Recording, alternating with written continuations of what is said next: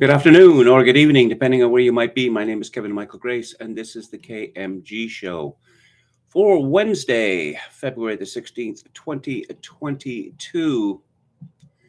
I thought I'd begin today by stepping back a little bit, talking about a big picture issue, in particular, or specifically,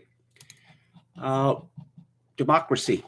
Whether democracy is it? How does it look? Does it look good? A lot of people thinking that it's not looking particularly good these days for all sorts of reasons. I'm talking about an interview of Lord Sumption by Yasha Monk. Jonathan Sumption, Lord Sumption, is a former judge of the Supreme Court of the United Kingdom. He was previously a barrister, and he is also a historian who is 4 volumes through of a 5-volume history of the 100 Years' War, highly acclaimed. If you have been listening to my live stream over the last couple of years, you'll know that I've spoken of him many times with regard to his opposition to COVID-19 lockdowns, mandates, and the like. His interview can be found at the site persuasion.community, and it's about the limits of state power. Yasha Monk begins, "You've written very interestingly about the state of democracy and the reasons we have to worry from a historical perspective about its future. Why should we be concerned about democracy even in countries like the United Kingdom or the United States?" Sumption answers, "We should be concerned because it's in the oldest democracies that the greatest disillusionment with democracy has arisen, particularly in the United States, but also very much in Europe, the United Kingdom, and France. We should be concerned because there's a general attitude that democracy is the default position for most societies. All historical experience contradicts this and suggests that it's actually an extremely fragile system. I've no doubt that it's the best way of reflecting people's wishes in government policy. The problem is we don't agree about what government policies ought to be, and the temptation to resort to extra political, extra parliamentary, or extra congressional systems in order to decide things is generally very great. Democracy depend on 2 things. They depend on an institutional framework and they depend on a cultural background. It isn't usually the institutional framework that fails, that's still there. What fails is the cultural background, which is the desire of people to make it work, the desire of people to respect plurality of opinion, and to accept that sometimes they can't get their way, however important the issue and however right they think they are. In most countries which have lost their democratic status, the institutions are still there. There are still elections of a sort. There are still parliaments, but they are largely meaningless because the culture that sustained them disappeared. I'd have to say, in the case of Canada, my own country, the culture that has sustained our own parliament has pretty much entirely disappeared. Anything that happens in parliament is considered to be a sideshow. The coverage of politics in Canada is now almost entirely meta. Who's up? Who's down? Who's being called a white supremacist, white nationalist, neo-Nazi these days? What do the polls say? As for policy, no, you don't get any discussion about policy in my country. Monk asks, "It strikes me that when I was in grad school and starting to learn about the subject, there was tremendous certainty about the future of democracy. Now the consensus seems to have flipped. What do you think that in all the time the American and British democracies have existed, it is at this point that we're seeing special stress on the institutions?" Sumption answers, "I think there are a number of reasons, but the most important of them is risk aversion. This is in one sense a perfectly natural development of human societies once a larger number of people becomes involved in public affairs. But over the last century, people in the West have become progressively more risk averse. They have become progressively anxious that the state should protect them against risks, which are not just sudden external once-in-a-century catastrophes, but are very much part of the ordinary risk associated with any kind of life in which there is a reasonable degree of individual freedom. financial risks, health risks, safety risks of one sort or another.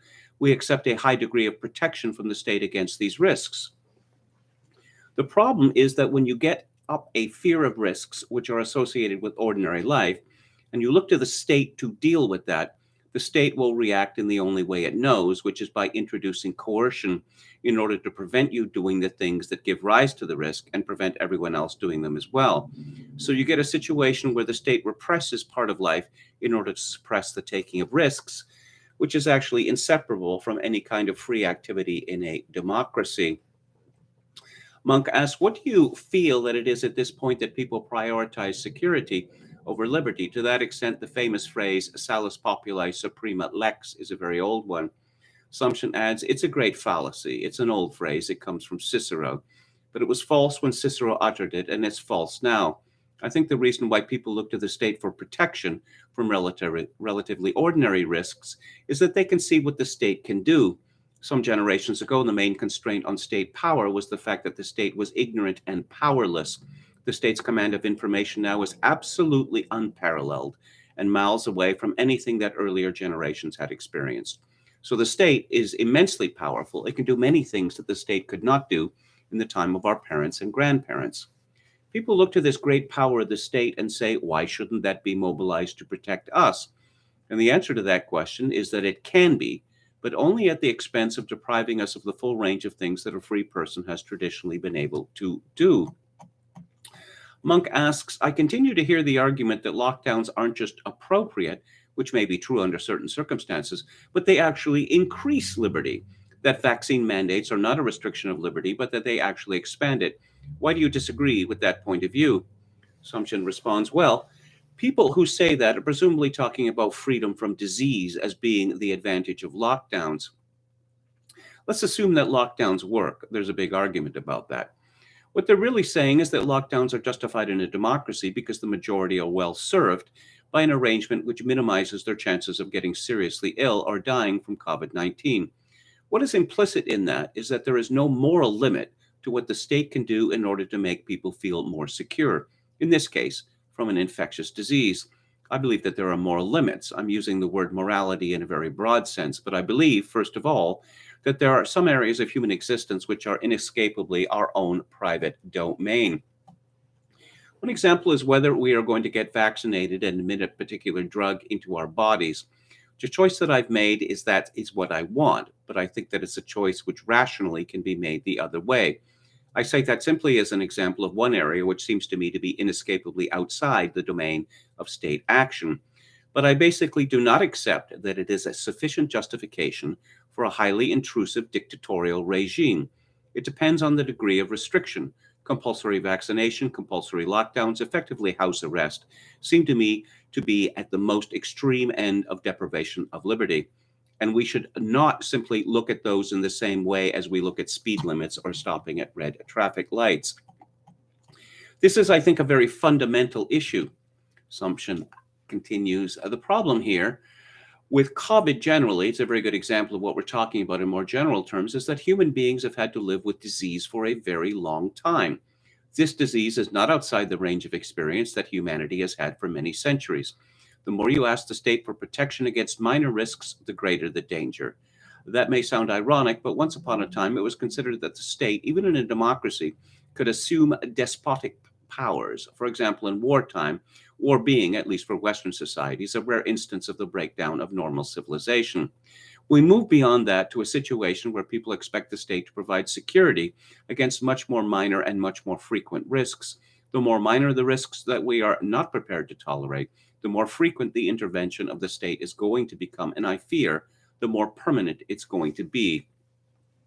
Because harking back to what I said about the culture that sustains any democracy, these cultural factors are essentially self-restraint by politicians and by people, a consciousness that there are many things that can be done which shouldn't be done. Once you cross that threshold, once you say, okay, well, let's do it, then the spell has been broken, the magic is gone, and the self-restraint, which was previously the basis for democratic existence, has vanished. You've thereby made it a great deal more likely that this problem is going to come back next time, that there is some, quite possibly rather minor, crisis. Yes, I very much agree with Sumption that our Move to harm reduction in all things means the death of liberty and inevitably the death of democracy. Assumption also talks about the activities of Theresa May and Boris Johnson in basically running roughshod over the House of Commons, acting as dictators. In Theresa May's case, the deadline for negotiating a Brexit deal had ended, and by law, Britain was out of the European Union. Instead, Theresa May said, no, we're not. I've made a phone call to someone in Europe, and we're just going to keep going until we did it. Well, Theresa May could have brought back Parliament to change the law, but she didn't.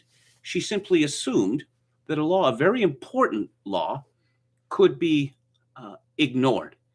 Assumption says, Johnson essentially abused the very strong position that the executive has in the House of Commons in this country to get through policies that did not have the support of the majority in the House of Commons.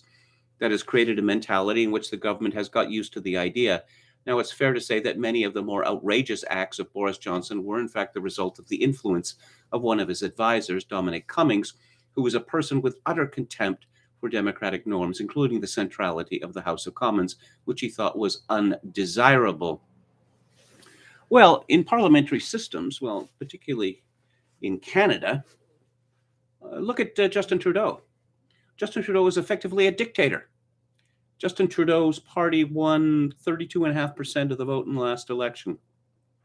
Justin Trudeau's party does not have a majority of seats, but he is far more powerful than the president of the United States or the president of France. I mean, this is an outrageous situation. But what has happened is that ever since Pierre Trudeau, Justin Trudeau's putative father, successive Canadian governments have said, oh, we're just going to ignore what the rules are. And what are you going to do about it? Perhaps the worst thing about the Canadian, well, the two worst things about the Canadian parliamentary system as it currently stands is, one, the leaders of the parties are not chosen by the caucus. They're chosen by members. And these members are typically assembled frantically at the last minute, and they are typically phantom, phony Sikh armies, people who are up for sale. And I say equally important is that the leaders of the parties have to sign the nomination papers of prospective candidates. So if the leadership decides it doesn't want a voice that can't be controlled, you don't get to run. And increasingly, political parties have said, oh, you're not even allowed to run for the nomination. For what reason? We don't like you. This is not parliamentary democracy. It is the leader of the party, even the prime minister is supposed to be primus inter pares, first among equals. But no. And any anonymous person in the prime minister's office has more power than any MP and probably most cabinet ministers. I mean, if you want to see how Parliament really works and how unelected people run the show, I can commend Armando Iannucci's wonderful 4-series production, The Thick of It, which is not only instructive, but also hilarious. Let's go to the chat. Hello to Don from Beyond, Dan Ellison, to Professor Paul Kakvaperjavetya, to Jeff Godley, Palpcasu88, William Hicks, JJ, a Vistular Viper, who says, the chair is against the wall, the chair is against the wall. John has a long mustache. Hello to G's Histal, who says, enjoy the ride to misery. Remember my motto from Gramsci, pessimism of the intellect, optimism of the will. Chogokin 666 says, succumb to transnational or face medical intervention. Hello to Dan. Denny McDougall. Metal Mike, who asks, hi, KMG, do you like Triumph? There's a great documentary about them. Is that a Canadian 3-piece sort of metal band? I know of them, but I don't know very much about them. Hello to Yo Mama. Joe Ken 666 says, guy gets on the bus with no mask, crazy lady instantaneously starts spurging out. Guy says, I can't understand you. You're wearing a mask. That's a good one. Metal Mike specifies, yes, hard rock band. No, I don't really know much about them. If you'd asked me about Prism, say, I could respond to that. I used to know one of the members of Prism. Yeah, he'd been in a whole bunch of Vancouver area bands that were managed by Bruce Allen. This guy was a friend of mine who was also a musician. And one day I got invited to a party at his house.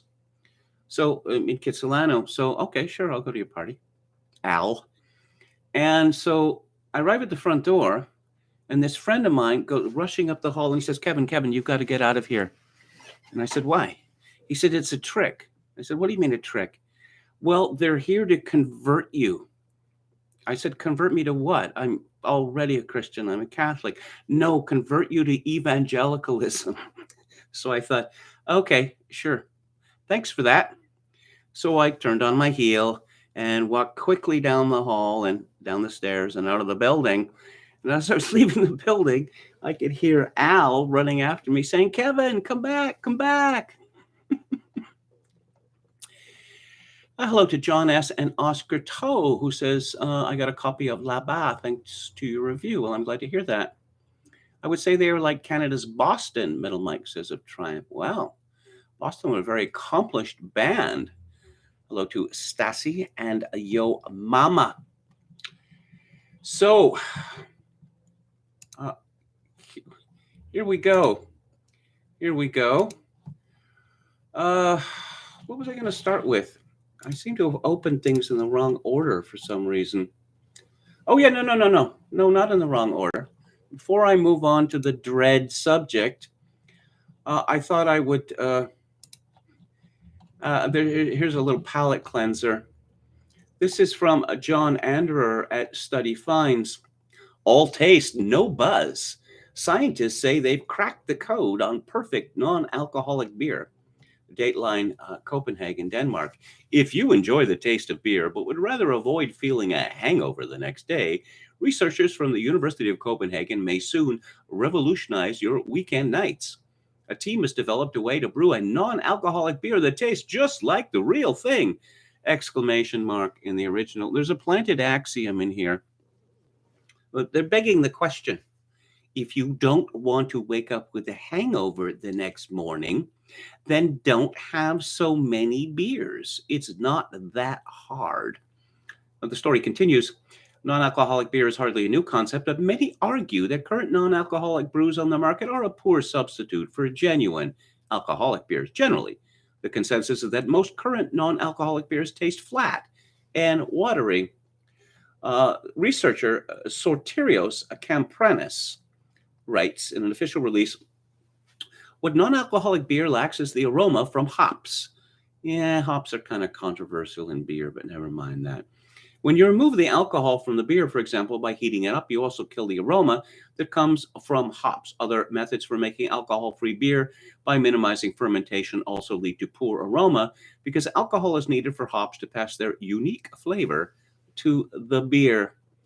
Okay, well, there's another planted axiom here, okay, which is that people drink beer for the taste. No, they don't. People drink beer because it is an intoxicant. Of course, if you just have a few, it's not going to be much of an intoxicant. If you have a lot, it's going to be a major intoxicant. Good taste in beer is a bonus. I'm reminded of something from Kingsley Amis' novel, in which he is thinking of, this one is set in Wales, and he's thinking about a campaign for a beer, and he came up with this: Bowen's beer, it makes you drunk. And in some good news, oh yes, the world needs more Canada, and here is some of it. This is from Cole Lauterbach at thecentersquare.com. Arizona lawmakers move to return to paper ballots, hand counts. Yes, that is excellent. That is the best way to prevent voter fraud. Of course, you want people to show up in person and show ID. People show up in person and show ID, the chances of fraud are minuscule. But no, we need voting machines. Oh, everything can be hacked. No. Voting machines can't be hacked. But if everything can be hacked, why can't voting machines be hacked? Well, just because we say so. And in some other good news, this is from Maggie Parkhill at CTV News. Nanos research numbers show a continuing rise in support for the People's Party of Canada, a trend that began in the summer before the 2021 federal election. Nick Nanos said that the percentage of Canadians polled who would consider voting for the People's Party usually sits at around 10%, but as of February 16th, that number has gone up to 16%, which Nanos calls a material increase. On the ballot question, when it comes to how many Canadians would actually vote for a party as their first rank choice, the PPC is polling at 7% nationally, ahead of the Green Party and on par with the Bloc Québécois. I have finished the piece that I was writing for VDARE. The scope of it was changed to pretty much remove all the stuff about the Freedom Convoy and to concentrate on the failure of Aaron O'Toole as a leader of the Conservative Party and future prospects for the Conservative Party of Canada. I mentioned Bernier's support, mentioned that he is a strange amalgam, libertarian populist. Libertarianism is a no sale in Canada, even more so than in the United States. And I suggested that if Bernier eases off the free enterprise and concentrates more on majoritarianism, the Sailor strategy, as Eric Zemmour is doing in France, appealing to the majority, not minorities, as he pointed out, that in France and pretty much everywhere else in the world, politicians appeal to minorities, racial minorities and sexual minorities. When you've got this huge minority sitting there, why not graze where the grass is, as I like to say? This is from Sarah Turnbull at CTV News. Interim Conservative leader Candice Bergen says the party won't be supporting a motion giving the federal government the powers to enforce the Emergencies Act as MPs await a motion triggering debate on the matter. Leaving a Conservative caucus meeting on Wednesday, Bergen said Prime Minister Justin Trudeau didn't attempt to thoroughly rectify the protesting and blockades in Ottawa and elsewhere with the existing powers he had. Quote, the first act that he does when he has a chance to do something, he doesn't go through step 1, 2, 3. He goes straight to 100 and invokes the Emergency Act. I don't think anything that we will see will change our mind. We will be opposing it. Now, Citizen Free Press and Kane, which I quote a lot here, was lauding Candice Bergen's performance in the House of Commons yesterday. I watched the clip. I thought it was pitiful.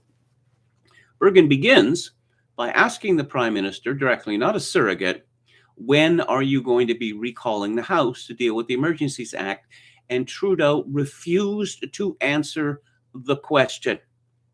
Now, it is a parliamentary convention, often just simply ignored contemptibly, that when the Prime Minister is, or any government minister is asked a question, he must answer.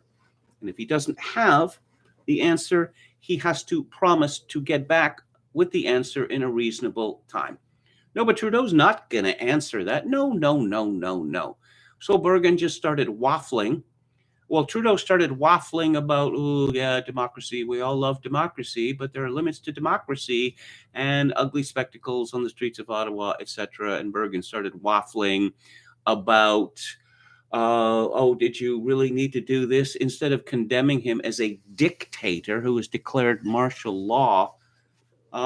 As of last night or late this morning, when I finished the VDARE article, neither Candice Bergen nor Pierre Poilievre, the supposedly ferocious champion of liberty, had called the Emergency Act, or the Invocation of the Emergencies Act, what it is: tyranny.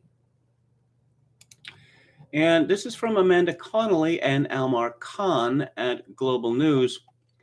People still participating in the so-called Freedom Convoy, once again, so-called and scare quotes, over Freedom Convoy. Blockade of downtown Ottawa are being warned by police to leave the area now as questions heat up about when police will act to remove the demonstrators who have paralyzed the nation's capital for 20 days. That's hyperbolic. The police warning came as Public Safety Minister. Oh, I just love that title, don't you? Public Safety Minister. It is so Orwellian. Marco Mendicino urged anyone thinking of coming to the city on the weekend not to do so, and said that extremist leaders are now on the ground in Ottawa. Oh, you must leave the area now. Anyone blocking streets or assisting others in the blocking streets are committing a criminal offense, and you may be arrested. You must immediately cease further unlawful activity, or you will face charges, reads a notice issued by the Ottawa Police Wednesday morning. Oh, and the crackdown is occurring in other ways. This is from Mia Rabson and Marie Wolfe at the Canadian Press.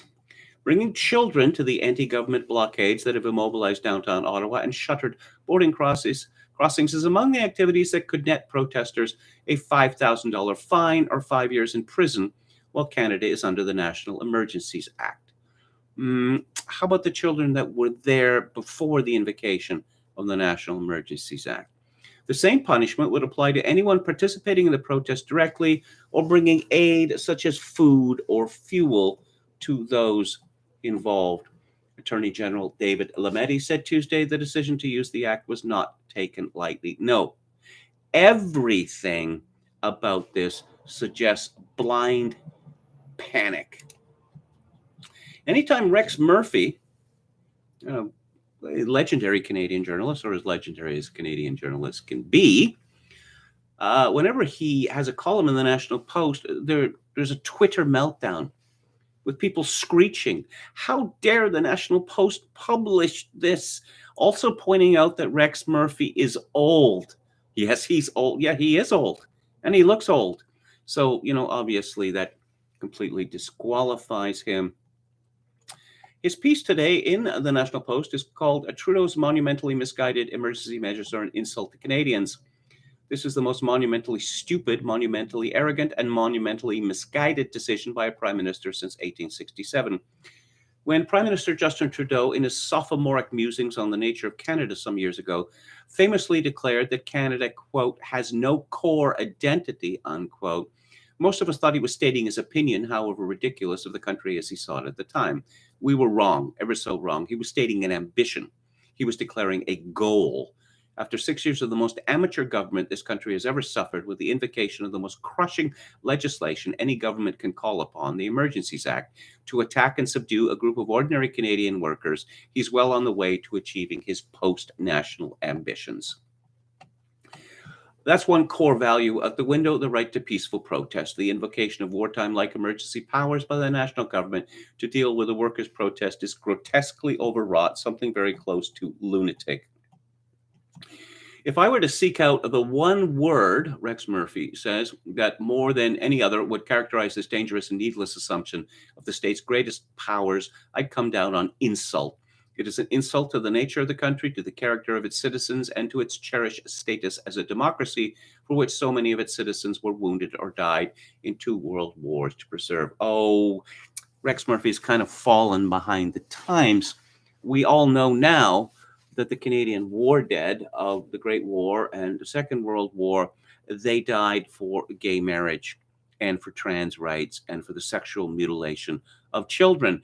And also that anyone, including their parents, who counsels, say a 10 or 12-year-old against this should be sent to prison. That's why they died.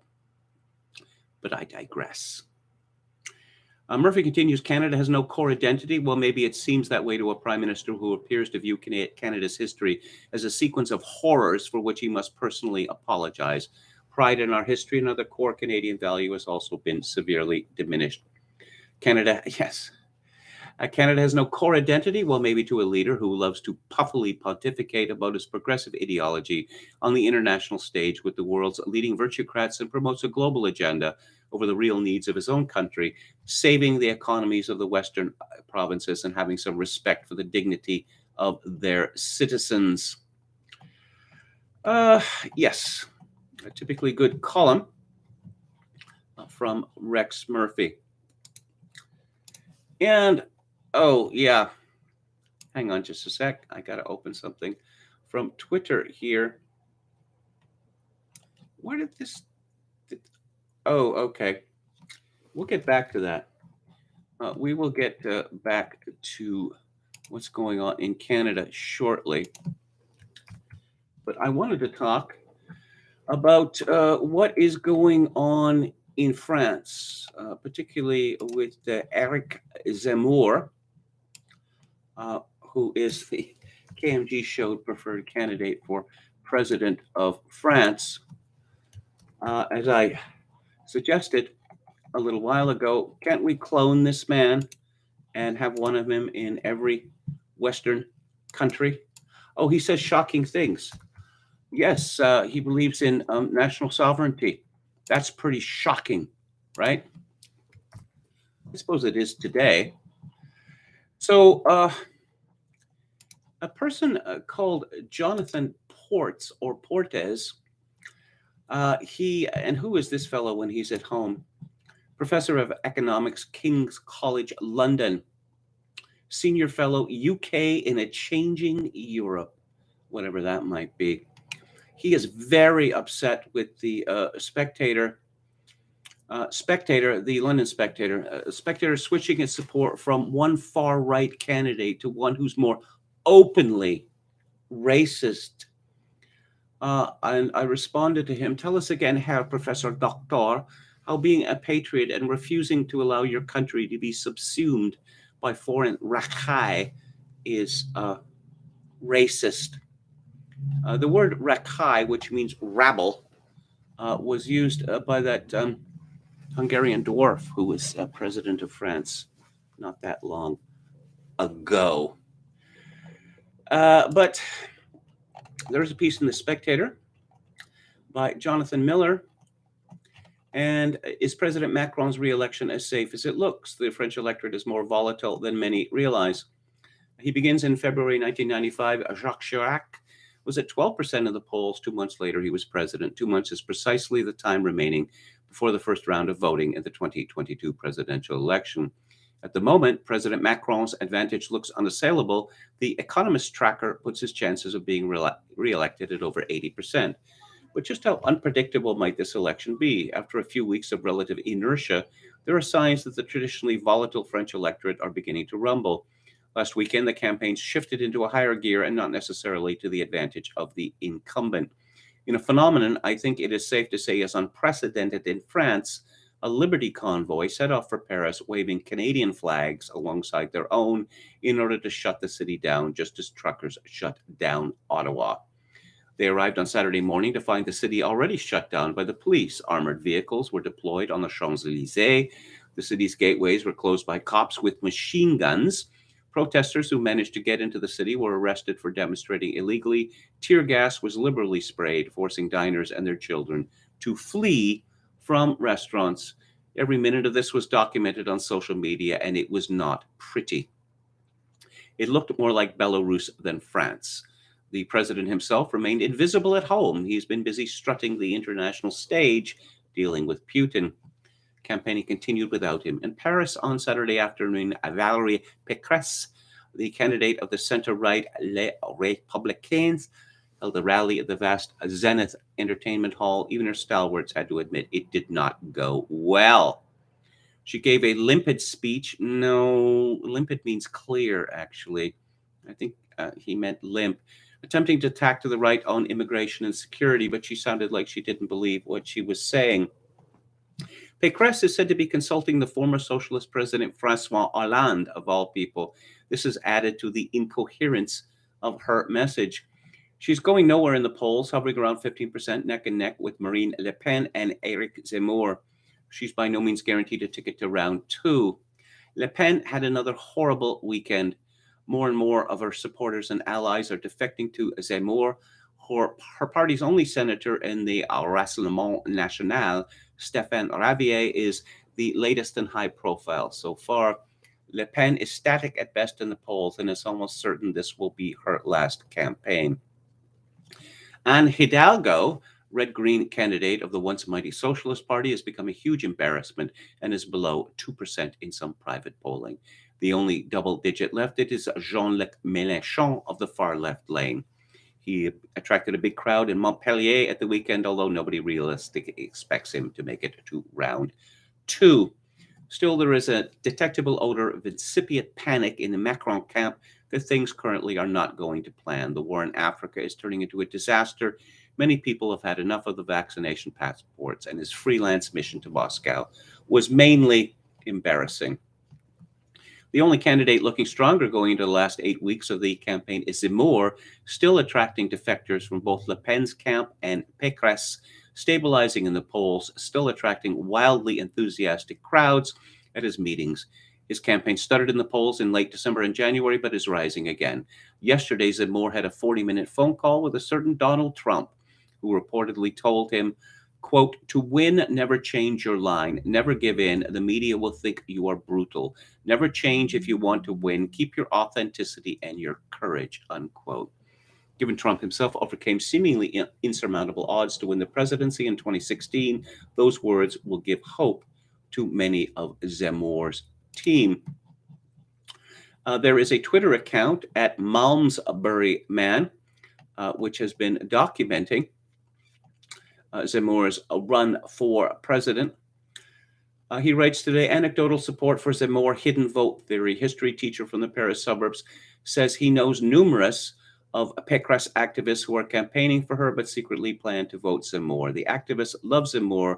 They have Suicide Française in their libraries. And it is true that Zemmour is attracting wild enthusiasm at his rallies, a stirring, rousing, electrifying peroration to Zemmour's speech at Lille today. Words of powerful inspiration, strength, and patriotic fervor. By request, I have translated.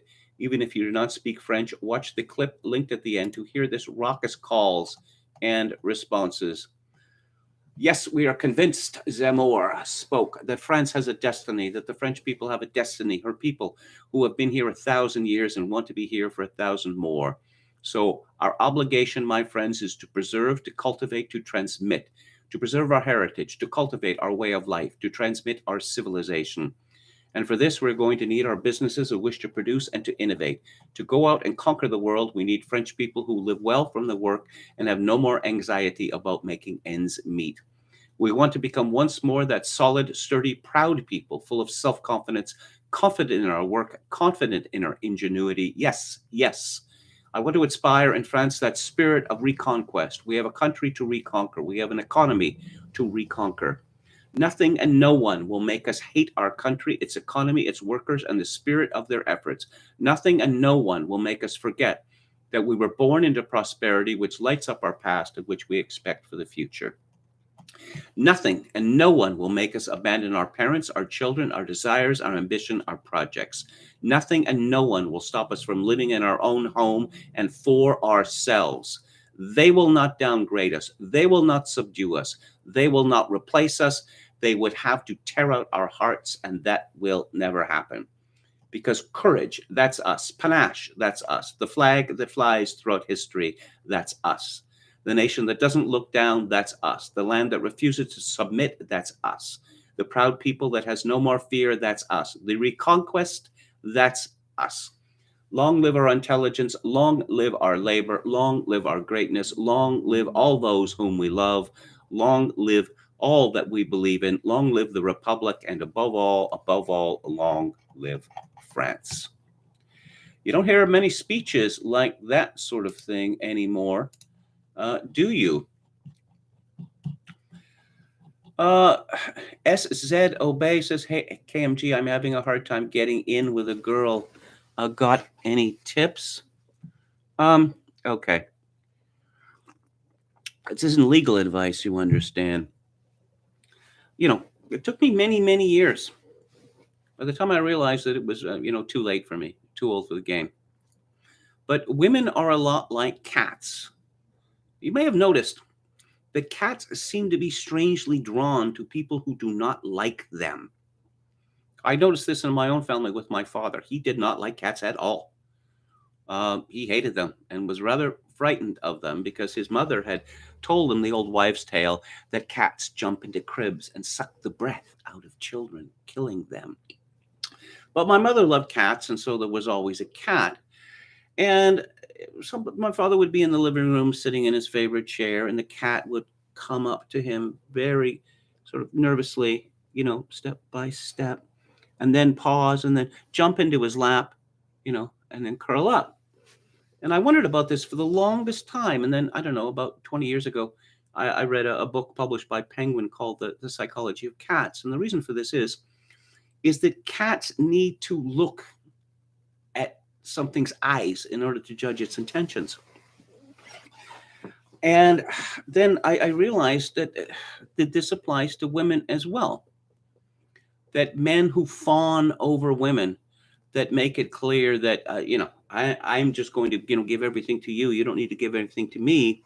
Well, I suppose if they're good looking enough or high status enough, that would be one thing. But if they're not, they don't fare very well. Women, particularly, those who have certain qualities, they expect to be fawned over. And a lot of women expect to be fawned over even if they're not particularly good looking or have a good character. To show disinterest in them, it scrambles their circuitry. And then they will want to know why you are showing disinterest in them. Yeah, okay, I'm not impressed, Well, why not? Everyone else thinks I'm fabulous, right? So that's my tip. Yes, as David the Gnome says, aloofness is a powerful draw. And hello to David the Gnome, Palpcasso 88, and half a Galician. David the Gnome says, wear a very large top hat. Showy 3 says, KMG, do you remember me? I am a long lost fan. Did you use that moniker before? My advice is to her lots of brute, says Oscar Toe. How's the apartment search going on? Becoming a little desperate. Chokin666 says, which country has the most odious police? It's a tough one. Okay. I can't say that I remember Showy 3, actually. I'm sorry about that if I offended you. Carposi Sarkozy, says Chokin666. I don't think Kevin has guests, says Oscar Toe. Bussin Michael Gray says, have you thought about having David Cole on as a guest? I mentioned it to Twitter and he liked it. That's going to have to wait for me to move and then install various updates to my platform.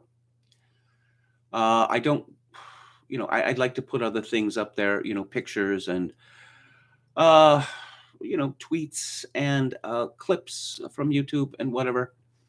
And I hope that will be coming shortly.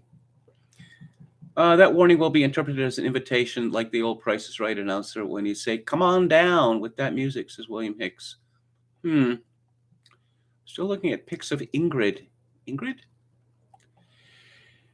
Okay, love that Hillary is now the leader of Black Lives Matter. Is that so?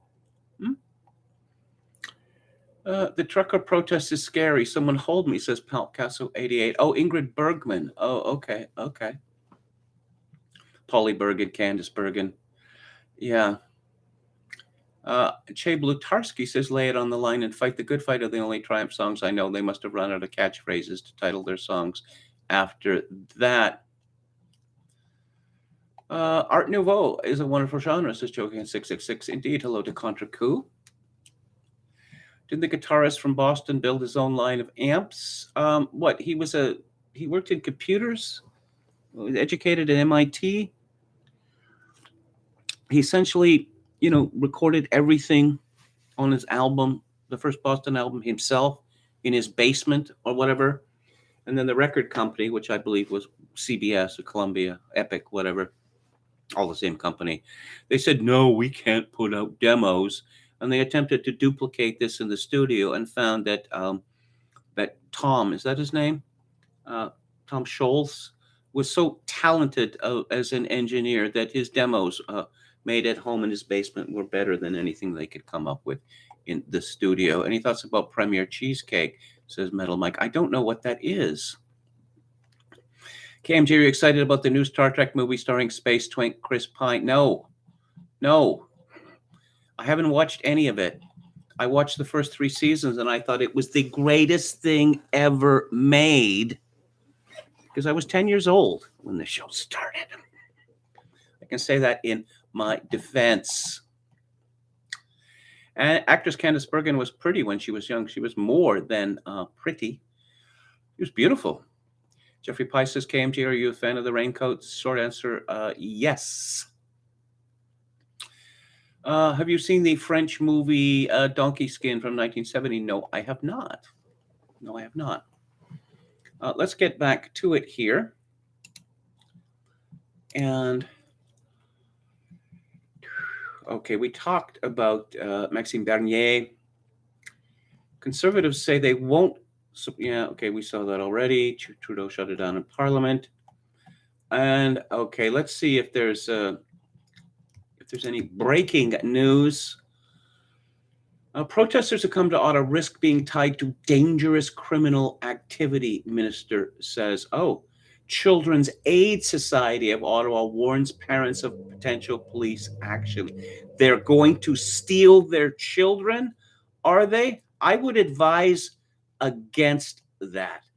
Banks are moving to freeze accounts linked to convoy protests. Here's what you need to know. Did you like that breezy style there? Here's what you need to know. One day you may wake up and find you have no money and no recourse. Ooh. No, the CBC is, of course, owned by the federal government. So you're not going to see a lot of complaining about this. And, okay, apparently nothing new happening in my province, which is going to require vax mandates until the end of June. And this is from msn.com. This is repeating a story from the week, a reprinting. Canada's Conservative lawmakers called Trudeau dictator as he defends his emergency declaration in politics. And then we get into a weird and strange sideline here, which involves Melissa Lantsman, who was fairly recently, just in the last election, first elected as an MP. Melissa Lantsman is a radical lesbian, and if you want to laugh or to feel more than a frisson of horror, just Google Melissa Lantsman wedding Toronto and see the pictures. Yes, she is one of the leaders of the gay PR spiv cabal that has controlled the Conservative Party for several years. Conservative MP Melissa Lantsman called Trudeau's emergency declaration unjustified. Trudeau responded to Lantsman, who was Jewish, by saying Conservatives have chosen to stand with people who wave swastikas.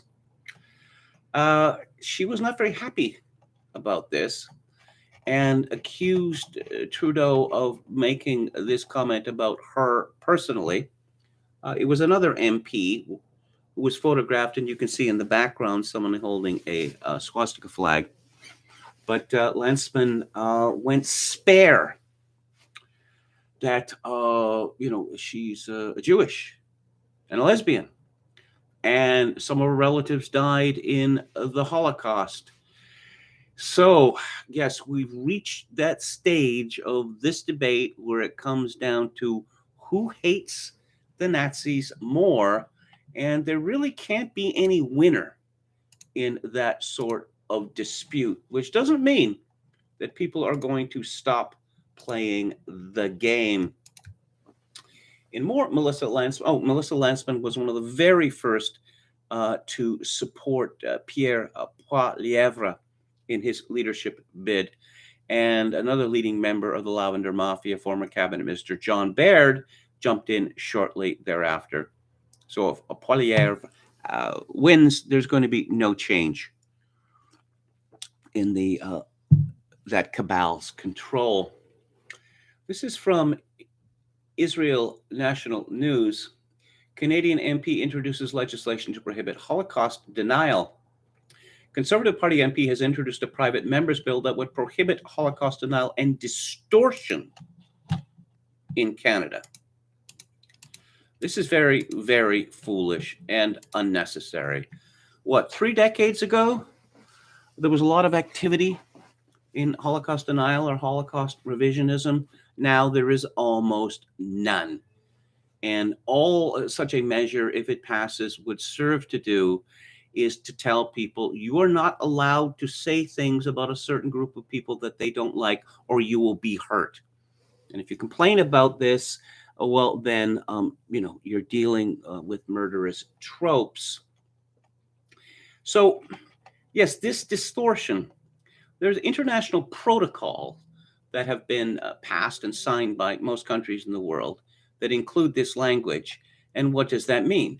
Well, for instance, you're not allowed to compare the Holocaust to any other atrocity in history because it is unique. Well, no, there have been many genocides in history. This is not to minimize at all what happened. Also, the use of, Holocaust metaphors is seen to distort this as well.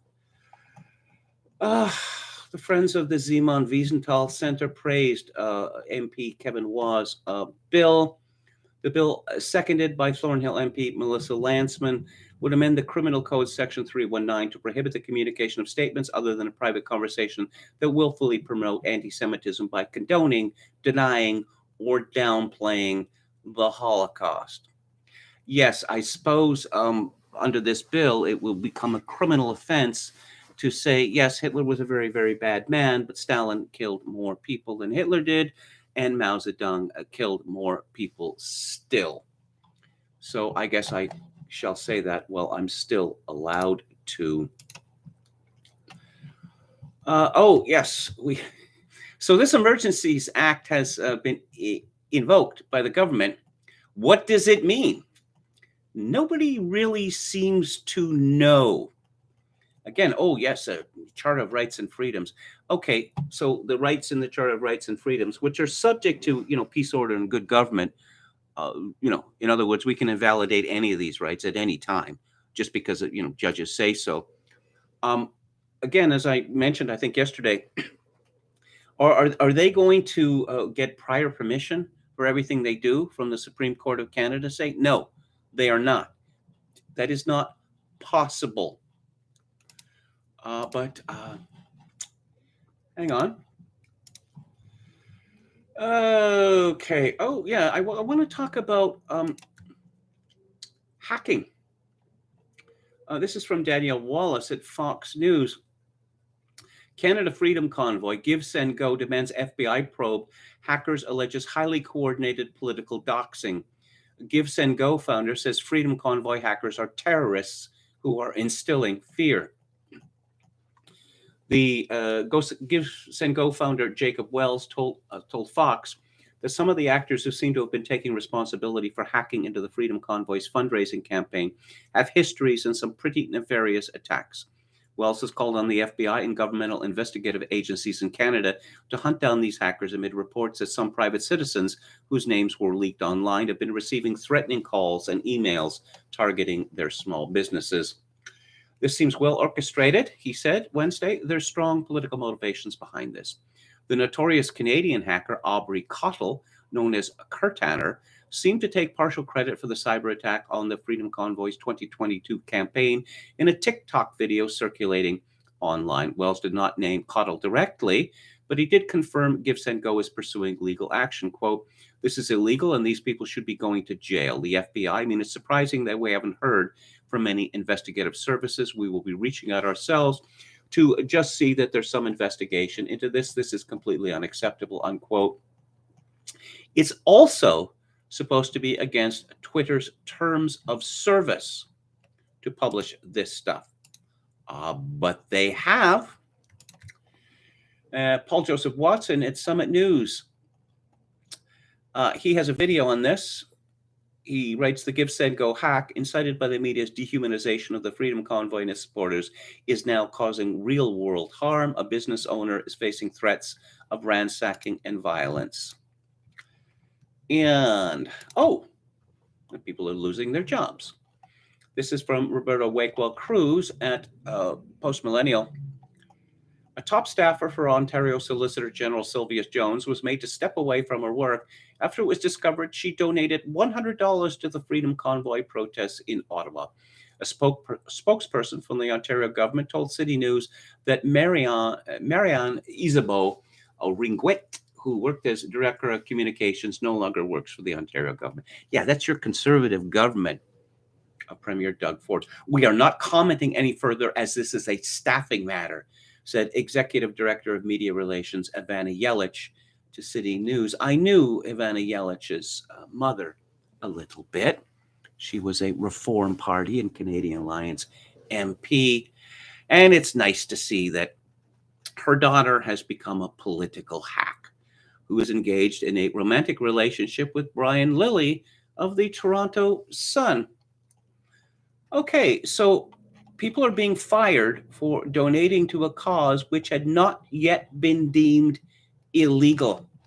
I guess that's the Canadian way for you. So I watched the TikTok video of this Cottle fellow, and I thought, he's clearly demented. And the thought that came to mind is, has anyone checked his freezer for body parts? I watched the TikTok video in which he screams and makes boasts and makes threats. Edward Dutton, who is a fellow I've talked about, I reviewed his book on the decline of IQ. He tweeted, well, Ian Mize Chung had tweeted, this is Aubrey Cottle. He hacked Give, Send, Go, and he doesn't care if anyone knows it. He's live on TikTok, bragging about doxing and releasing the info that's currently getting thousands of people fired from their jobs for donating to the Freedom Convoy. Yeah, okay. He gives off a very powerful paraphilic vibe. Dutton comments, the spiteful mutant hypothesis is officially proven beyond any reasonable doubt. So I figured there would be a file on him at Kiwi Farms, and yes, I was right. This fellow has been associated with the lower depths of the internet for quite a number of years. He was formerly most well known for being the founder of 420chan, an image board that primarily focused on recreational drugs, black market HRT, and wrestling. During this time, he became notable for wearing dresses, inserting things into, I'm not going to repeat that, and being accused of child porn possession. He would also give his girlfriend/wife Spardot administrative access to 420chan, where she could dictate moderation to the dismay of much of the user base. During Gamergate, Curtaner aligned himself with Zoe Quinn, a fellow something awful goon, presumably through some sort of connection developed during their time in Helldom. And we see him here simping for Brianna Wu, simping for Zoe Quinn, simping for Lee Alexander, simping for Anita Sarkeesian. Yes, this is everything about this man is disturbing, including the fact that he set up a pedo subreddit on one of his sites, or sub, whatever you want to call it, and then later claimed this was some sort of honeypot and keeps changing his story about that. And he has been spoken out in favor of one of the most notorious child abusers on the web. As to whether he was responsible for this hack, who knows? He's been known to boast about many such successes, but I know that people in the hacker community many of them are just simply fantasists. He also claims to be, how would I put this, a glowy, or at least glowy adjacent, and he is at least glowy adjacent. My question is, and this is a question the media should be asking, not that they're going to do it, and certainly a question the Conservative Party of Canada should be asking, put it directly to the minister responsible. Was anyone in the Canadian government or a contractor to the Canadian government involved in this hacking? Did the Canadian government make any kind of representation to any American intelligence agencies or to any contractors or individuals working with or associated with Canadian or Canadian or American intelligence agencies? Because I have a strong suspicion here that this site was hacked. Oh, and further, oh yes, so and so gave $25, so and so gave $20,000. How do we know this is true? How do we know that? No, we don't. But I strongly suspect that the Canadian government and or the American government are behind this. And of course, oh no, we didn't do it. Oh, well, you didn't leak the names. How about you hacked the site and then you passed it on to someone who was willing to do your dirty work for you? If you were in Canada or if you were in the United States, you will frequently find stories about the Freedom Convoy and extremists therein, or just extremists in Canada generally. And they will typically cite a group called the Canadian Anti-Hate Network. And yeah, which has some pretty ropey characters in it. Bernie Farber, Richard Warman, one of the most terrifying men in Canada. Evan Balgord, formerly the head of the Canadian, vice president of the Canadian Association of Journalists now. But let's look at this. Anti-hate.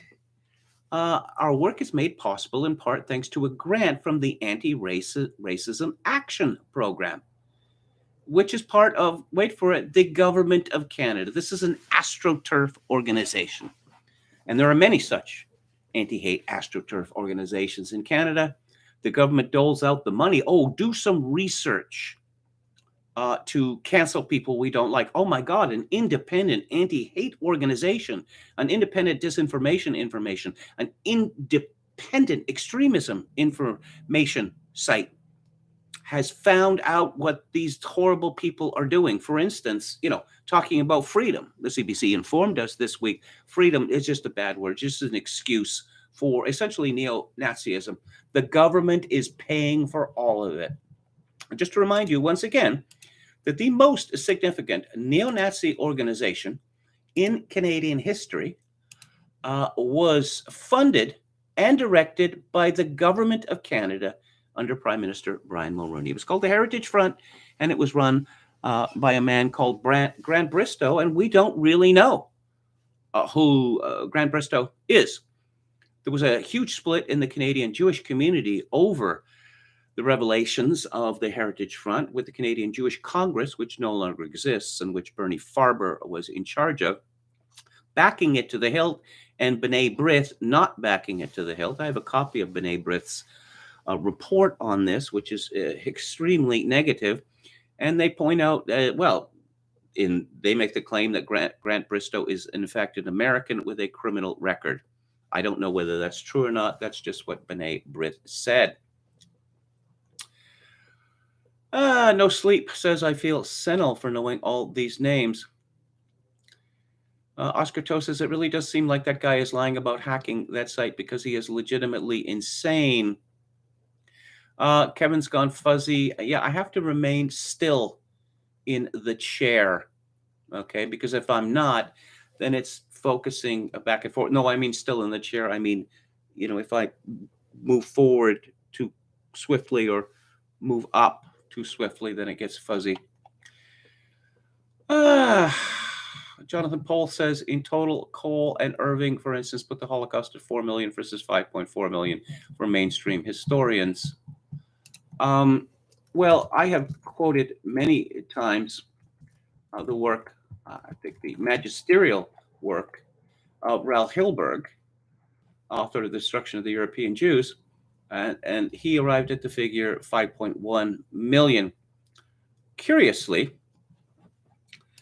a friend of his very controversial Jew, left-wing Jew, whereas Hilberg was right-wing and a Republican, used that figure. I'm talking about Norman Finkelstein.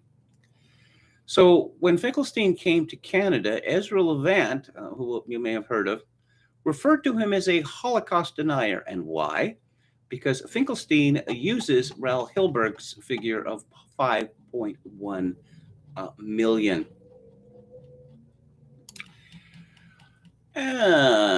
So has the Canadian trucker thing basically been broken at this point, says David the Gnome? No, it has not. There are still many people there, and those that are there are saying, hold the line. That's what they are chanting. It could fizzle out at any time, I guess. But again, I strongly advise the Children's Aid Society from attempting to seize the children of the truckers, because if they do, I think that things will get real ugly real fast. And let's scroll down here. Oh, yeah, this is fun. Another revelation from Project Veritas, published yesterday. FDA executive officer on hidden camera reveals a future COVID policy. This is Christopher Cole. You'll have to get an annual shot. That's a COVID vaccine. I mean, it hasn't been formally announced yet because they don't want to rile everyone up. Biden wants to inoculate as many people as possible. They are not going to approve emergency use authorization for children 5-year-olds or less. On pharmaceutical companies, there's a money incentive for Pfizer and the drug companies to promote additional vaccination. It'll be recurring. It'll be a recurring fountain of revenue. It might not be that much initially, but it'll be recurring. This is the annual job, I suppose. If they can get every person required at an annual vaccine, that is a recurring return of money going into their company. FDA official statement: the person purportedly in the video does not work on vaccine matters and does not represent the views of the FDA. Well, that's good to know. Oh. So apparently, a cohort of what the Zoomers has been broken by this panic. Broken. And we see evidence of this at the University of Nevada, Reno, that August institution. UNR students are marching to protest the end of the campus mask mandate. A petition to bring back masks has over 1,500 signatures so far. That was from 2 days ago. They just can't bear it. They just can't bear going around with naked faces. Now, as people have pointed out, if they sincerely believe, now many of these people are wearing cloth masks. If they sincerely believe that the mask protects them, from molecules that are going to sicken them, then what does it matter if other people aren't wearing masks? But it's just the brokenness. Gabba gabba, we accept you, one of us. I mean, it really is now like Todd Browning's Freaks. And, yeah, you remember you're going to get jabbed and jabbed and jabbed for a third time? And that's going to keep everyone safe, right? Well, let's hear from Dr. Vivek Murthy, U.S. Surgeon General. This weekend, my 4-year-old daughter tested positive for COVID-19. She's had a fever and sore throat, and she isn't her usual bubbly self. But thankfully, she is eating, drinking, and breathing fine. We're keeping a close eye on her. Worrying about her has prompted a few reflections. Trying to isolate a small child from her 5-year-old brother and parents in a small home is pretty tough, which is why I'm grateful that my son, my wife, and I are all vaccinated. And that didn't prevent your daughter from being infected, did it? Even if we contract the virus, it's unlikely to cause severe illness because we have protection. Yeah, you want to check. You want to keep on checking that ratio, Dr. Murthy, because the ratio has turned against you and it's only going to get worse. Now let's take a look at Steve Kirsch and his Substack.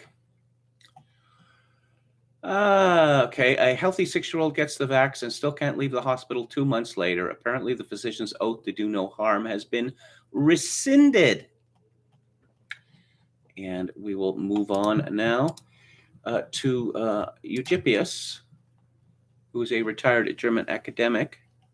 Let's see if he has anything new. He does. BioNTech introduces the BioNtainer.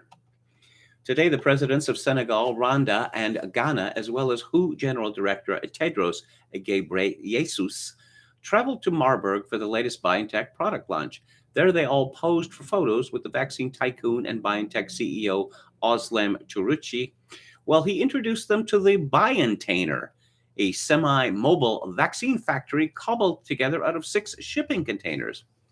The message: Africa will be a vaccine importer no longer. Soon, Africans will get their own factories, just like we have here. When it's finally up and running, each BioNtainer will be capable of churning out 50 million doses a year. Well, kind of. Actually, probably not. Reuters reports that the BioNtainers will require a haul of about 800 square meters, as well as, of course, local infrastructure and local quality control testing laboratories, all of which the host countries will have to supply.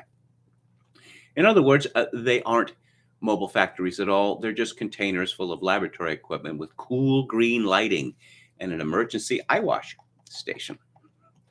Also, too, these Wonder Labs will have to be stuffed with BioNTech personnel until the company can train local partners to take over the complex vaccine-making procedure, and production won't begin until the middle of 2023. It does not take a genius to find out what is going on here. On the one hand, something like 15% of Africa is fully vaccinated, which is a bad look for globalist politicians who want to blame the continued existence of SARS-2 on tiny, unvaccinated first world minorities. On the other hand, the EU and Germany continue to defend BioNTech's vaccine patents before the World Trade Organization, betraying to all and sundry that there are indeed more important things than lipid nanoparticles in every bloodstream. Even the establishment press smells a rat. What's it called? The Süddeutsche Zeitung. Did I get that right? The BioNTech plan is too slow, complains vaccine expert Laura Dovafat. In a study, Médecins Sans Frontières identified 120 pharmaceutical companies in the global south that would be able to start producing mRNA vaccines within months if BioNTech agreed to a technology transfer. Yes, but then Özlem Türeci wouldn't make any money, so that's no good. So the BioNtainer is vaporware designed to put a happy face on the fact that the German pharmaceutical is in no hurry to start making vaccines in Africa, given that their closest competitor on that continent is years away from going into production. There are not very many people vaccinated in Africa, even singly vaccinated, let alone 2 and 3 jabbed. But the numbers, the SARS-CoV-2 numbers from Africa are good compared to most of the world. Why might that be? Well, one reason is that the population of Africa is substantially younger than North America and especially Europe. But there are other explanations.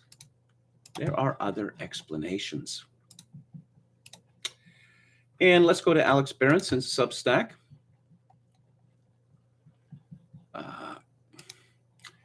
Can Twitter ban gay people because they're gay if it likes, or women or black people? Twitter thinks so.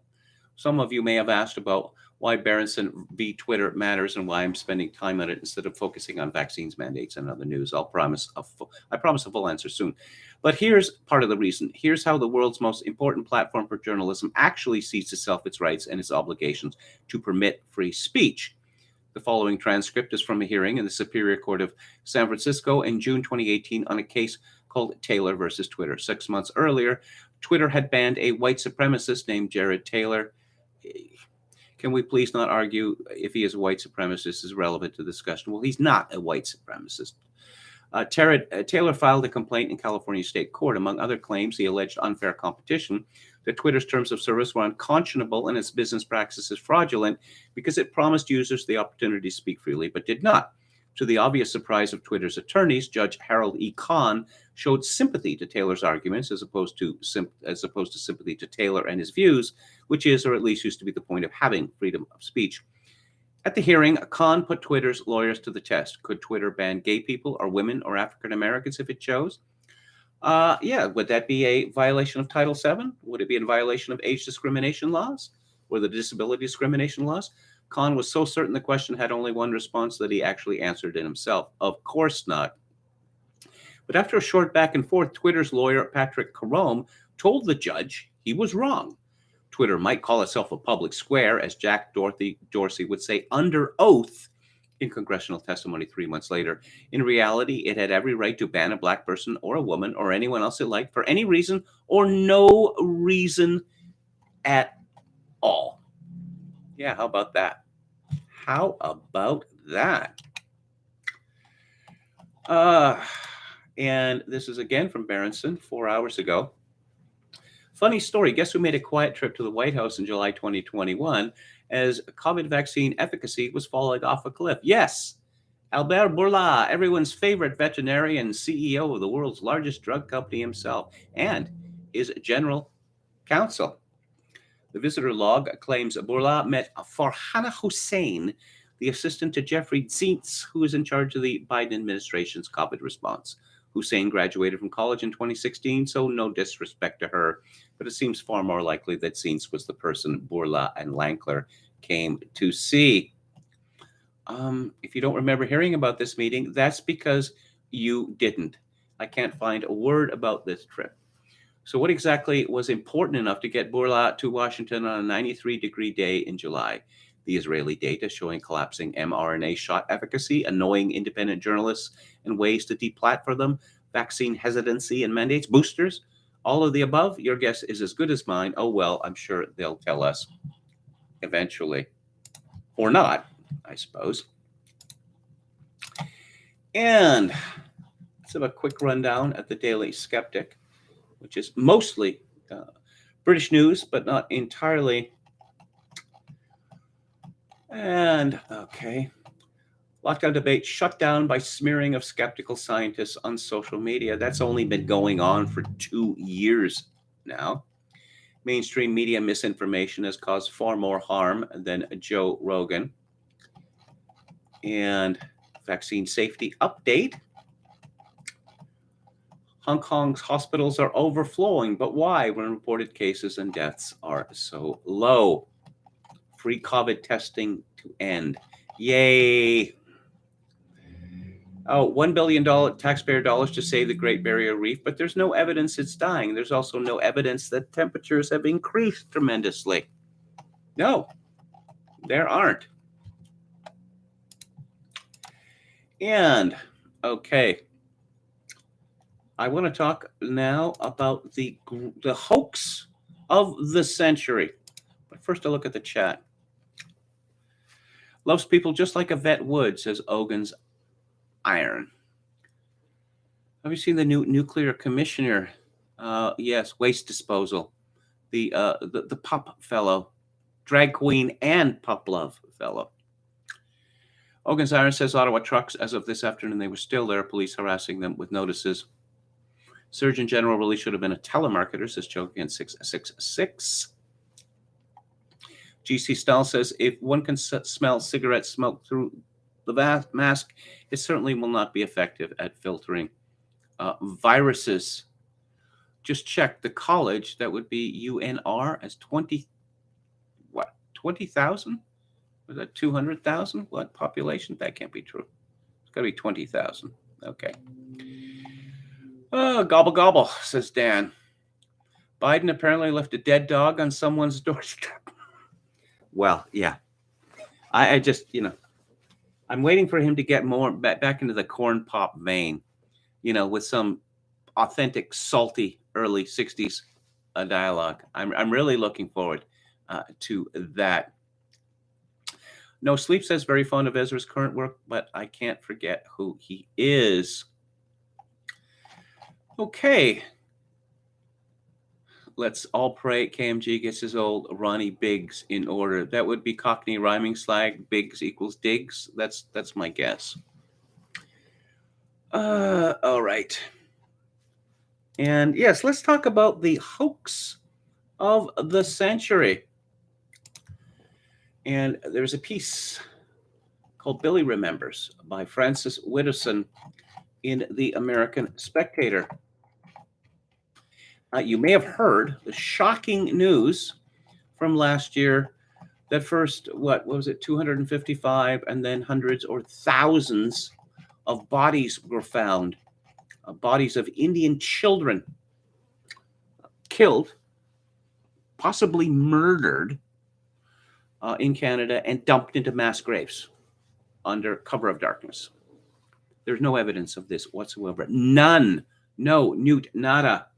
This piece is written by Francis Widdowson, who was an associate professor in the Department of Economics, Justice, and Policy Studies at Mount Royal University in Calgary from 2008 to 2021. She's no longer at Mount Royal. Guess what got her sacked? Yes, investigating the hoax of the century. And the 2006 documentary film Unrepentant, in grainy footage of a protest, a bandana-clad man identified as William Combs, a Kamloops residential school Catholic church, is interviewed.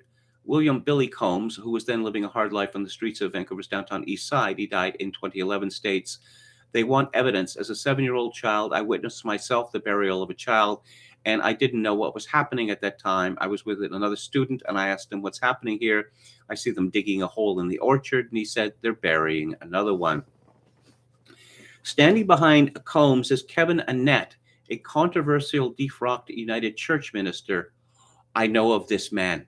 He is completely bonkers," who has been disseminating the stories of Combs and others about the residential schools for about 25 years. One of these stories, recounted by Annett, claimed that Queen Elizabeth II and Prince Philip took a group of students from the Kamloops Indian Residential School on a picnic and then abducted them. Thorough fact-checking has shown that the royals did not even travel to Kamloops in 1964.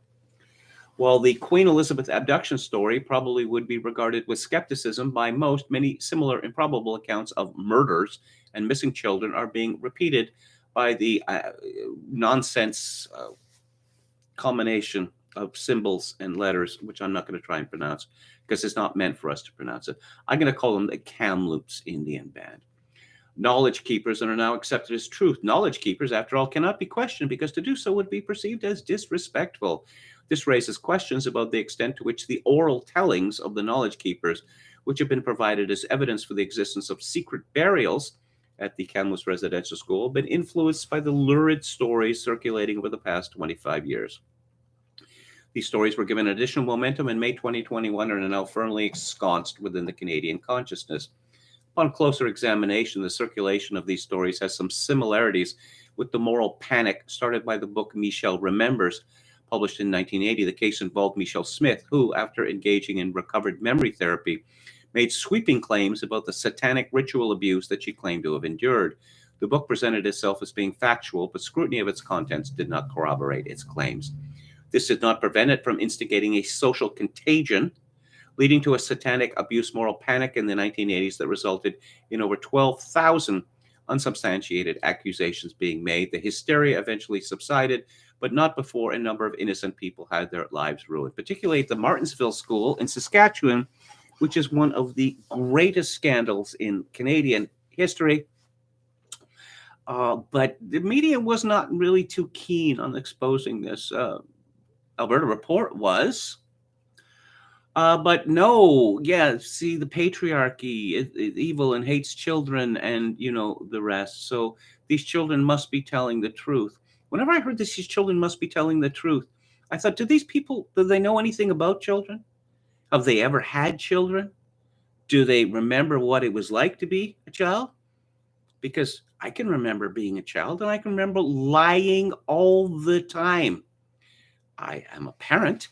And I have witnessed situations, the obvious ones, where children lie about something that they have obviously done and will become quite heated about it and will not give ground. But I have also noted the opposite of children admitting to things that it turns out they did not do because they thought, well, that's the answer that's expected, so that's the answer that I'm going to give. The satanic abuse moral panic was made possible by the implantation of false memories. Research in psychology has shown that it is easy to manufacture memories, especially in people who are emotionally disturbed. The most famous example of this was the McMartin preschool trial in 1983. In this case, the claims made about those accused of satanic abuse, Peggy McMartin and Ray Buckley, were eagerly and uncritically reported by the media.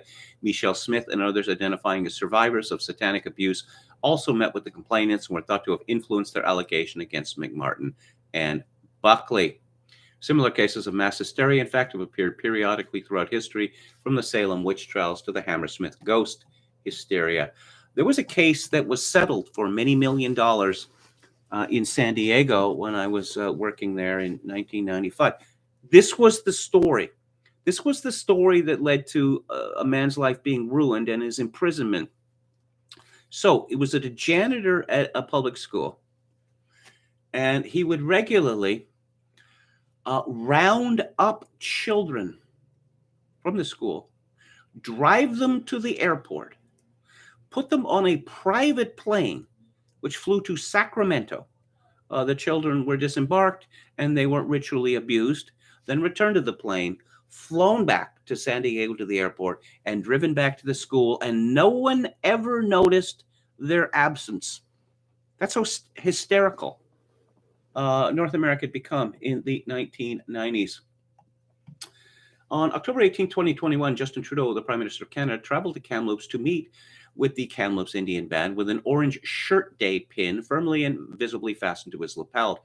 The meeting was a strange sight as the Prime Minister was being chastised openly by his hosts while sitting a few feet away from them for failing to attend their Truth and Reconciliation Day ceremony a few weeks before. The day after the meeting, a full-page petition to Prime Minister Justin Trudeau from the Kamloops Band was published in the Globe and Mail. The open letter stated, in May 2021, evidence of a horrific act of genocide was laid bare to the world with the confirmation of at least 215 marked graves of little ones who attended the Kamloops Indian Residential School, unquote. The petition demanded that real acts of reconciliation take place, including funds for DNA analysis, a permanent memorial, supportive infrastructure in the sacred area, guaranteed revenues for services, a recognition of Indigenous rights and title, and reconciliation progress reporting. Gibbs, and more Gibbs. The meeting and petition came about as the result of a long sequence of events that began with a press release announcing the confirmation of the remains of 215 children who were students of the residential school. The announcement resulted in sensationalist media coverage that often referred to the discovery of a mass grave. The New York Times, for example, headlined its article, "Horrible History, Mass Grave of Indigenous Children Reported in Canada." And it wasn't just the media that made these claims. At my former employer, Mount Royal University, President Tim Riley claimed the discovery of 215 innocent children found buried in unmarked graves at the site of the former residential school in Kamloops is nothing short of devastating. Okay. Again, there's no evidence. Radar technology was determined that there had been disturbed ground. There's disturbed ground everywhere. This is a very long story, but I mentioned the Dorchester Review story, which you can find online. But again, this is by Francis Widdowson in the American Conservative, and it's called Billy Remembers. And I'm glad to see that some media outlets are striking back against this grotesque falsehood. My old friend, Celeste McGovern, my old friend and colleague, is writing for LifeSite News now, and she has an astonishing story, and it concerns the Basilica in Edmonton, where I went to Mass for 5 years when I lived there. Celeste was often there with me. Also often present was Jason Kenney, who later became Premier of Alberta. Archbishop of Edmonton implies Freedom Convoy is guilty of violating divine directives of Justin Trudeau. Yes, you heard that right. Yeah, you heard that right. Archbishop Richard Smith cast the truckers and protesters objecting to vaccine mandates as the rebellious and hard-hearted angry mob that wanted to kill Jesus, both groups forming a convoy of resistance. Celeste begins, if there was a shred of hope in our Catholic hierarchy left, a recent homily from the Archbishop of Edmonton annihilated it. Our Canadian Catholic leaders are completely out of touch with reality. They don't know the people they are meant to shepherd. They don't even attempt to understand the working class. They are elitist, as dogmatic and hypocritical as Pharisees. The reading for Sunday Mass on January 30th was Luke chapter 4, verses 21 to 30. And I'm just going to read it. It doesn't take that long. This is from the modern translation by Ronald Knox. And thus he began speaking to them. This scripture which I have read in your hearing is today fulfilled. All bore testimony to him and were astonished at the gracious words which came from his mouth. Why, they said, is this not the son of Joseph? Then he said to them, no doubt you will tell me, as the proverb says, physician, heal thyself. Do here in thy own country all that we have heard of thy doing at Capharnaum. And he said, believe me, no prophet finds acceptance in his own country. Why, you may be sure of this.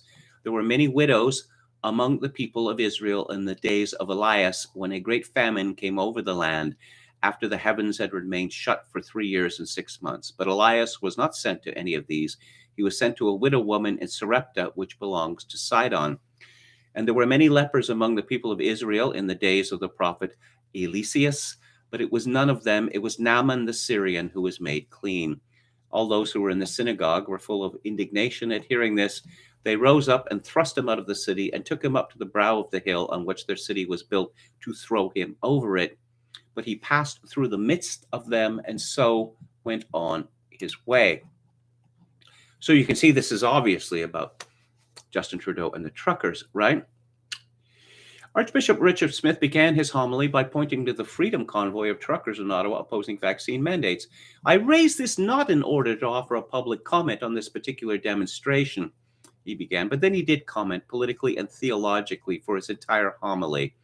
In his analogy, the Archbishop cast the truckers and the protesters objecting to vaccine mandates as the rebellious and hard-hearted angry mob, both groups forming a convoy of resistance, rejecting God's divine directives.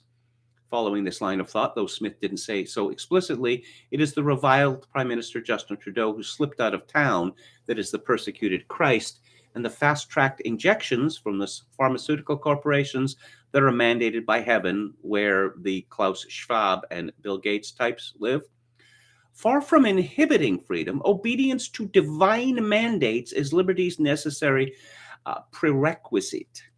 That is a statement we Catholics know to be true. Following God's laws and the truth leads to freedom. I am the way, the truth, and the life, says the Lord. What is stunning is how the Archbishop applied this truth to something as wholly illegitimate and corrupt as an elitist, authoritarian, anti-Christian government subjecting its people to unlawful injection mandates. He even used the phrase divine mandate in connection with a tyranny that violates the most fundamental principles of ethical ethics, the Nuremberg Code, and the concept of informed consent to medical procedures. Oh, yes. Vaccine mandates across this country have created a government-persecuted segment of society. Many of them are persecuted out of a job. They are barred from hospitals, unable to board a plane or train, banned from restaurants, demonized by the government, and shunned by the people who obey. In the province of Quebec, this segment includes faithful Catholics whose bishops have capitulated to the state, making it impossible for them to receive Holy Communion in their churches. They are effectively excommunicated, pushed out of the church like lepers, the lepers that Jesus embraced. So, the Archbishop of Edmonton is in the Basilica there, and he gives this blasphemous, sacrilegious homily, and for some reason he was not torn limb from limb. Another bishop, Remy Deroux, I discovered that this fellow died this month. He died on February the 1st. He was Bishop of Victoria from 1962 to 1999, and he was a peritus or expert at the Second Vatican Council. He was a heretic, no question about it, a wicked man. But following his death, the National Catholic Register and the Archdiocese of Victoria have just been issuing encomiums about the man. None of the stories that I saw mentioned a very curious incident that happened in the 1980s. that Bishop Derues, who is responsible for the disgusting Manichaean art, which, how would I say, introduces the altar at the St. Andrew's Cathedral in Victoria, he was stopped at the U.S. border and he was searched. And what was found on his person or in whatever he was carrying were vials of blood. Vials of blood that Bishop Derues personally was attempting to bring into the United States. And the American authorities made it clear that they were not interested in this Canadian blood being hand-delivered to the United States. It was fairly obvious what this was about. A large cohort of homosexual priests in the diocese who were afraid that they had AIDS, but didn't want their blood tested in Canada because of mandatory reporting. So Bishop Derues decided, to go the extra mile for them, literally. Now, again, none of this was in any of the stories that I saw, and I searched vigorously. The great Bishop Derues also pretty much bankrupted the Diocese of Victoria. Why? How did he do this? By speculating on property and Arabian horses. Illegally, by the way, according to canon law. I figured that Bishop Derues just figured, the capitalism is a shock, right? I mean, anyone can do it. All you need is money, and then you'll make more money. And a lot of people in Victoria are still absolutely furious about what he did, because the property and the facilities at St. Andrew's Cathedral pretty much cut in half. And now there is a large, ugly skyscraper directly next to the rectory, because Remy Derues figured that, all you need to make money, you got to spend money, and I'm very good at spending it. $17 million debt. He did not obtain Vatican approval for any of these transactions, and it's required for any transaction over $3.5 million.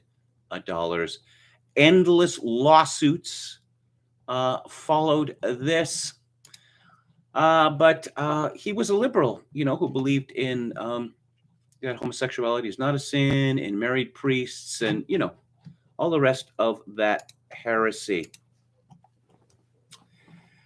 Okay. What else do we have here? Oh yes, Rue, Flemish origin. Yeah, supports women priests. He was very big on liberation theology, which is to a large extent wiped out the church in Central and South America. Also, artificial contraception. He was very big on that. Yes, he was a heretic. But I guess if you live long enough, you'll get a good send-off. And that's what happened to Remy Derues. I mean, just going to the cathedral and seeing this hideous artwork, as it were, the altar railings and on the podiums, and it's Manichaean. It seems Manichaean, very much Manichaean. It is very, very distressing.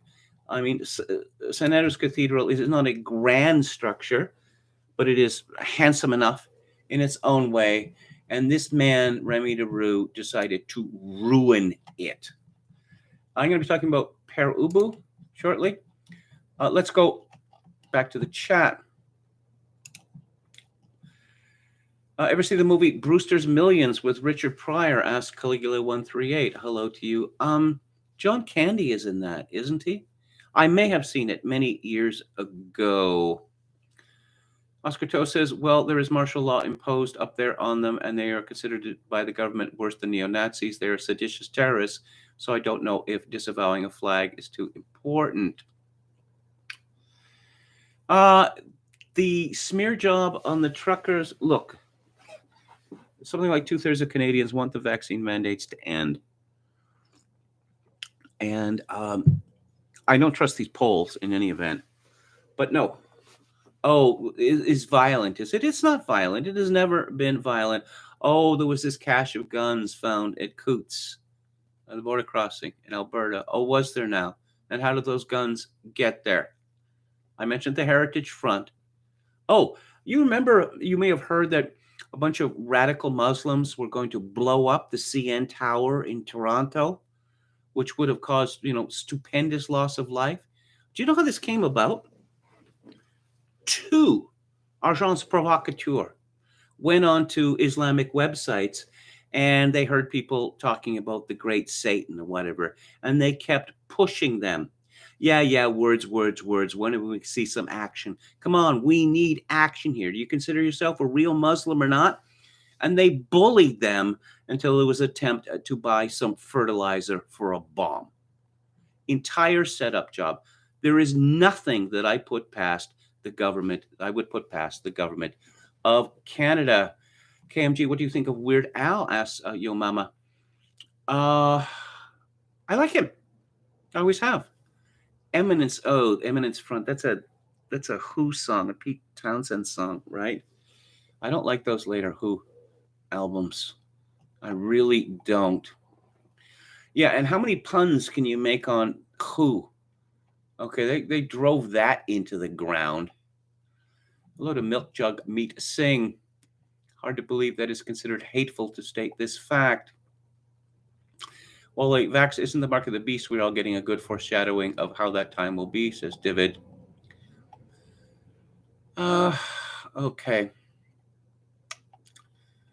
I went to see Ottawa with a friend who's unironically far right, and we pretty much agreed that neither of us would say anything that could embarrass the movement. Yeah. I'm almost certain that what's going on in Ottawa right now is that a bunch of people who haven't been there before are showing up, and it's like, hey, fellow truckers, you know the meme, the Steve Buscemi meme, right? Jonathan Pohl agrees with me. Children are habitual liars.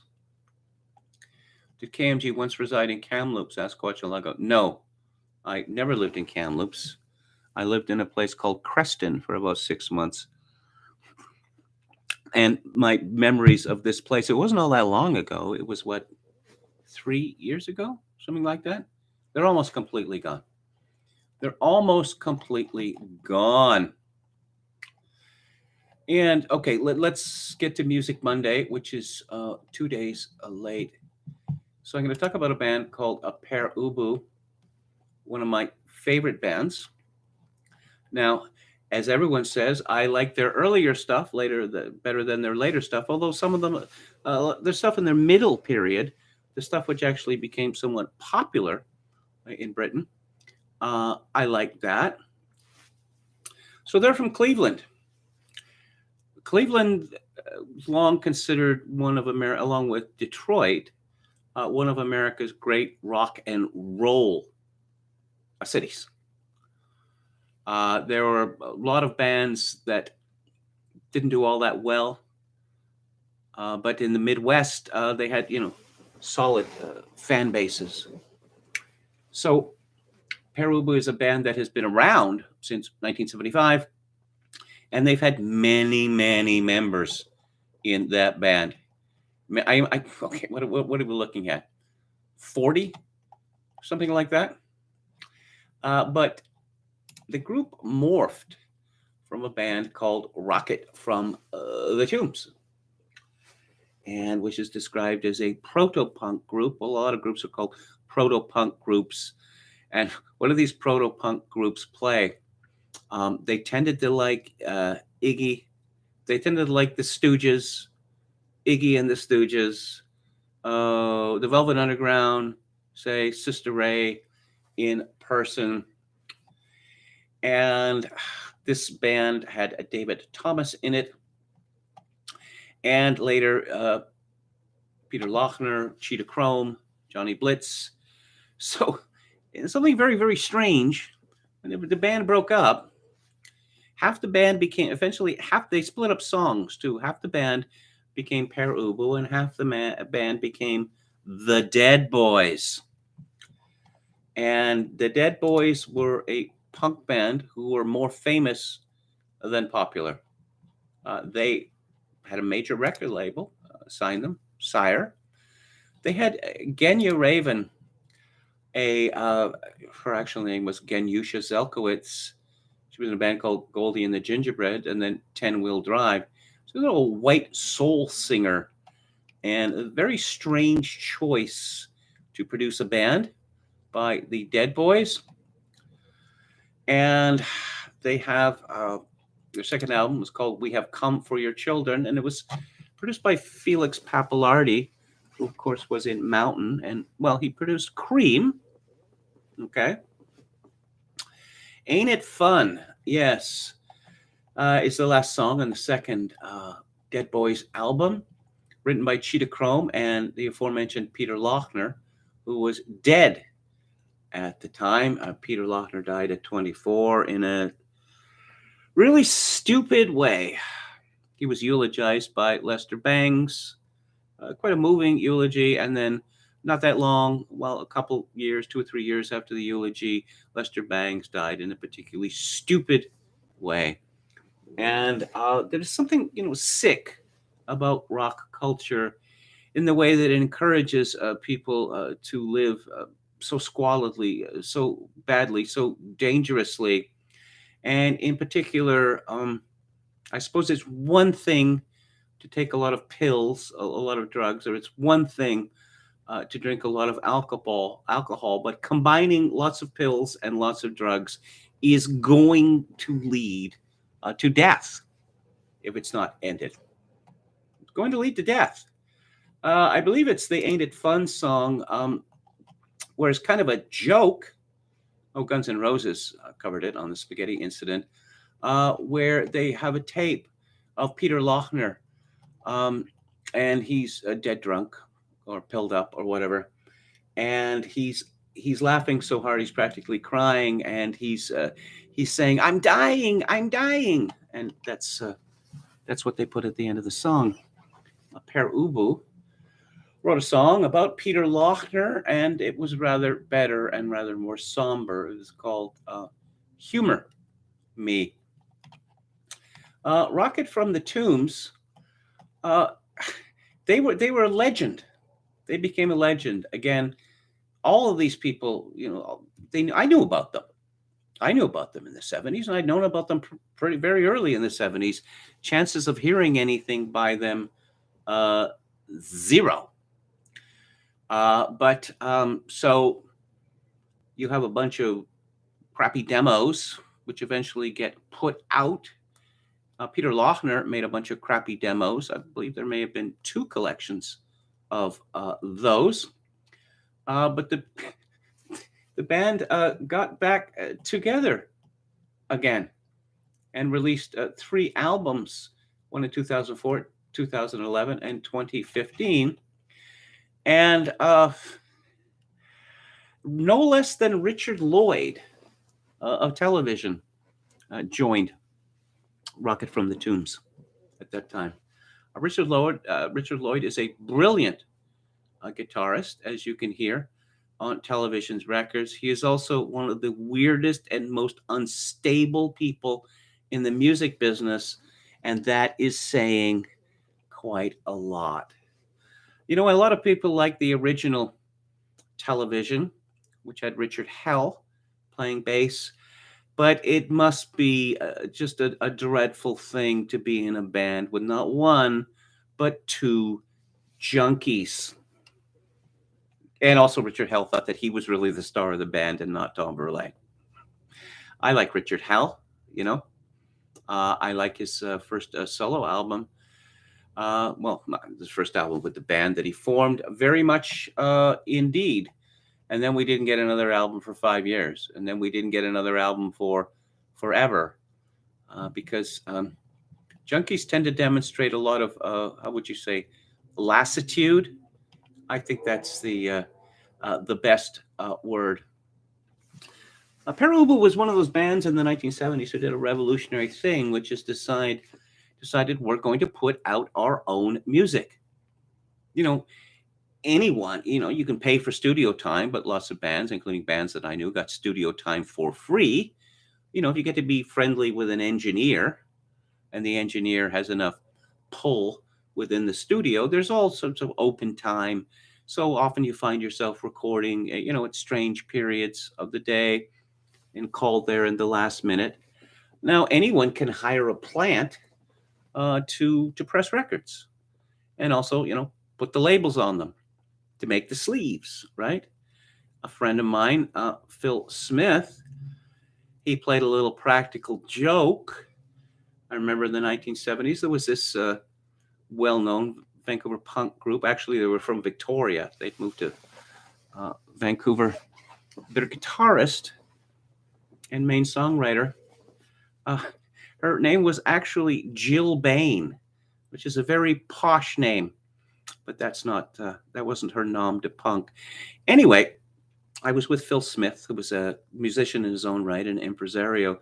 So we were some trip. It was all hush hush for some reason. I wasn't let in on the secret to some factory on Upper Main Street in Vancouver, and he came out with a box, and it was filled with 45s, supposedly, blue label British RCA, and he had actually faked a single release. And one of the girls in the band the drummer was his girlfriend at the time. And yeah, oh, wow, you got signed to British RCA. Well, you must be really something, so we'll buy your records. Didn't really work out all that well. But anyway, I bought Peru's singles because there used to be these things called record stores, okay? And often record stores were staffed by people who care about records. And there was a store in Vancouver called Quintessence Records. And this fellow called Jerry Barrett was involved in the ownership. And he later went on to become one of Canada's top promoters. Yeah, Jerry Barrett. Jerry was a nice guy. A chief operating officer of Live Nation Entertainment. We always used to give Jerry a hard time because it was always business with him, but who had the last laugh? Many of the people in the bands that I knew that kind of laughed at Jerry, they ended up working for him. But they got to travel the world selling T-shirts and other merch. Quintessence Records, Grant McDonough, who worked there, it became Zulu Records. And if you went to Quintessence or Zulu, you would get these records from England and from the States that you couldn't get anywhere else. And, you got Peru's records, and they were strange. And in the 1970s, I was very interested in things that were strange. I think that there's strange good and strange bad. I know that Peru is a lot for people to take. Well, for a lot of people to take. But let's look at their first single, 30 Seconds Over Tokyo, named after the famous The Doolittle raid, which was made into an outstanding movie. And it is very, very exciting. And it has lots of cool effects on it. And it's long, 6.5 minutes long, and it ends, apocalyptically. The members of Peru lived in a place called the Plaza, and luckily enough, the building was owned by a fellow who became the synthesizer player in the band, Alan Ravenstein. Yes, Heart of Darkness on the flip side, that is also great. They had their own record label, Harpen. Their second single was called Final Solution. No, it's not about the Holocaust. It's Arthur Conan Doyle wrote a song called The Final Problem, and they thought it would be fun to write a song called Final Solution. And it's a song about teenage angst. But there was a lot of negative. There wasn't anywhere near as much talk or obsession with the Holocaust in the 1970s as there is today. The further we get away from it, the more important it becomes. I saw Peru play in Vancouver. This tour in, what, 1978, I think. By the time they got to San Diego, there was no one in the theater. Well, in Vancouver, at the Robson Square Theater, which is a crummy venue because it's underground, it's like a bunker, they had a good crowd, an appreciative crowd. A friend of mine, a local musician who was in the band The Pointed Sticks, he loved Final Solution, and he wanted to hear it, the band play it live. And so, you know that there's not very many songs left in the show, right? So we started getting a little nervous that they were not going to play Final Solution. I think that I'd read an interview they'd already said, look, we're not going to do this song anymore because people misinterpret it. But my friend on The Pointed Sticks Colin, his name was, he was having none of it. And he started shouting out the title for the song in quite a loud voice. He'd also had a cleft palate operation, so it was a very droll experience to be sitting in a theater in Vancouver, to have a man sitting next to me shouting, Final Solution, Final Solution. Cloud 49, the B-side, absolutely great. The Modern Dance, the fourth single, they did a remake on their first record, also called The Modern Dance, which I like better. Data Panic in the Year Zero. Yeah, this is all great stuff, which is collected, which was first collected in Data Panic in the year zero, which was well, there have been many collections. There's a 5-disc CD disc set. This was later released. Their early singles and their first 2 records were released in high def about a year ago. They were signed to Blank, which was a artsy offshoot of Mercury Records. This was a major label. And Ken Hamann, their engineer, did absolutely great work on this Non-Alignment Pact, the first song, which is a bizarre song about breaking up with a girl. I should mention David Thomas, the singer, is one of the most unique vocalists you will ever hear. I know a lot of people hate him. I don't. Let's see. Just fantastic rhythm section of Tony Maimone and Scott Krause, and fine angular, as they say, guitar by Tom Herman. But this is a band that could rock, as they say, and Non-Alignment Pact certainly rocks. They cover a Peter Lochner song called Life Stinks, which is exactly what you would imagine it to be. There's a lot of musique concrète in it. David Thomas raving about shooting the devil with his gun, and Humor Me, which is as I mentioned before, it's a sad and moving song about someone who died of drug addiction, and that would be Peter Lochner. Dub Housing, their second record, which came out on Chrysalis label, also produced and co-produced and engineered by Cam Hammond. I love that even better than the Modern Dance. It's just sort of thrilling, strange art rock. That songs like Navi, it just is so bizarre, but it is rock music. Paul Ubu's Dance Party. The band was named in tribute to a play by the surrealist French playwright Alfred Jarry. Ubu the King.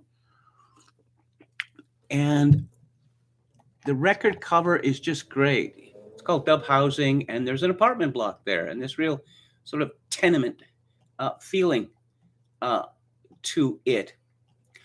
That was the last record with the originally classic. The third record, New Picnic Time. Again, good weird and bad weird. They were moving into territory there that I found difficult to deal with. After Tom Herman left and was replaced by Mayo Thompson, I guess a sort of a semi-legendary guitarist who'd been with a Texas band called the Red Crayola. And then they they really kind of went off the rails as far as I was concerned. They continued to put out records, and if you're a band like that, you go through a lot of labels. Henry Cowes, Chris Cutler, who also, of course, played with Peter Blegvad for many, many years. They made a record for Fontana called The Tenement Year, which I guess is something of a comeback for them. And they remained with Fontana, 2 records with the same label, for Cloudland. And it was produced by Daniel Miller, of Mute Records fame. Was it?